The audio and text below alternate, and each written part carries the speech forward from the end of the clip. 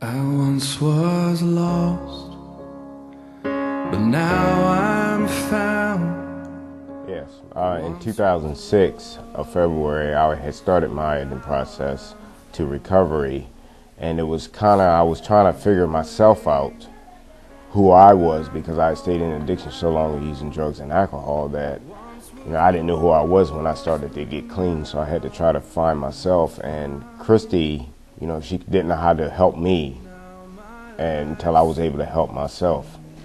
My hopeless feeling is I had to find myself again and learn how to cope with my own self, because I also was an addict also, and I had been clean for 3 years by the time he started.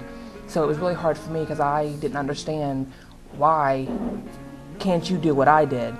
And I've come to realize now that everybody has to want to change themselves. He was not changing it quickly as I wanted him to, and my expectations were sky high out of the roof, because you cannot change the other person. You have to be willing to change yourself first. Let God change them. When you have addictions, it affects everybody's life, not just my life, but it affects my family's life. I did not know how to cope with recovery. The more we sat up and I tried to find me, her expectations of me was like, hey up, you can do this, and it's a process. I mean, you can't rush through addiction, and it was hurting both of us, and we started listening to other people's advice. And I think when we started putting more people's advice into our marriage, that's what started giving us the hope. It started tearing us apart. And I went out and said, okay, I'm gonna do this my way, whether you like it or not, and didn't involve her. I started pulling away from her and my family, and she didn't like that, and I was staying there hanging out with my buddies. And then it took me down to another place I didn't want to go there, where I went outside my marriage and got involved with somebody else. Even though he was doing his thing, I had to continue to focus on God and what God could do for me and my sons. And unfortunately, when all this started happening, I went east, he went west, and that was the way it was. And he wasn't doing what I wanted, so I asked him to leave the household because he was doing things that were inappropriate, and I did not want my sons to be around. Although we never did get divorced, because I think God, in the whole scheme of things, God had a plan for our marriage, and he did not. He wanted us to go through what we had to go through. Yes, God got a hold of me while I was in Iraq. I used to call home a lot, and I would talk to Christy, check on the boys, and it wasn't a pretty picture at first. We would always argue on the phone and fight, and eventually I was sitting on my bed one day after I talked to her, and I said, God, I can't do this anymore. I can't fight with her. This is a woman I married and I still love to this day, and my boys are my world. I need your help in that area of my life to help put my marriage and my family back together. The funny thing is that God does work. God was taking me in one place, and Terrance was in another place, and he was totally letting us both know that if we do not work individually with God, that there's no way that together as a couple that we can work. I don't think God really changed me to see Christy different.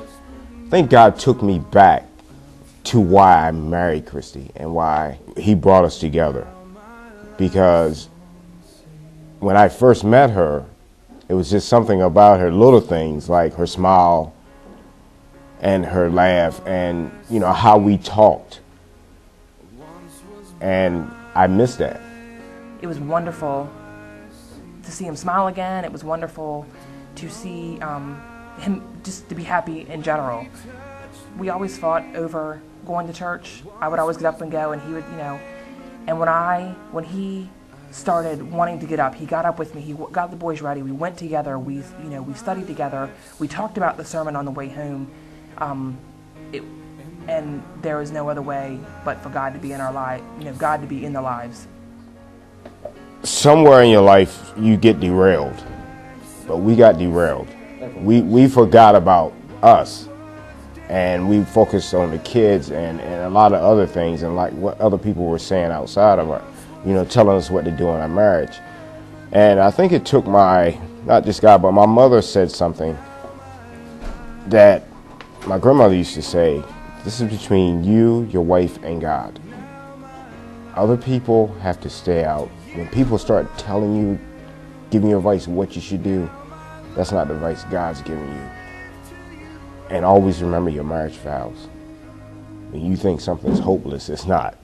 All you got to do is look at God, and you got all the hope in the world you want. And so it's not always the first thing you want to do is give up and part ways. That's not it. Sometimes, you know, we had to ride a storm out, and that storm took almost 2 years. But you know, I look back at that day and I wouldn't do it any different.